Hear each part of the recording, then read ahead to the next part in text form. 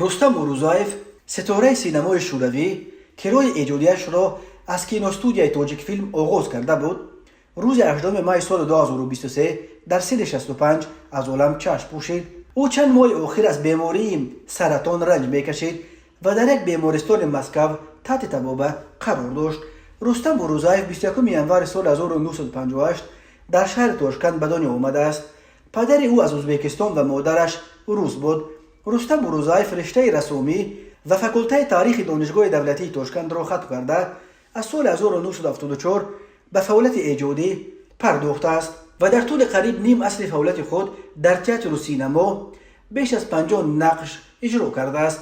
رستم اوروزایف سال 1978 در فیلم معروف تاجیک آشپز و سراینده همراه هنرپیشه مغفرت امراقلو نقش اساسی را بازی کرده. در سالهای 80 پس از نمایش فیلم صدمه در فرودگاه که نیز محصول تاجیک فیلم بود در سراسر شوروی و بیرون از آن شهرتی شد. رستم اوروزایف سالهای آخر اساساً در روسیه کار و زندگی میکرد و در سلسله فیلم‌های از قبیل زناخر و گلوخر نقش بازیده. در تهیه‌شان همچون کارگردان نیز فعالیت کرده است.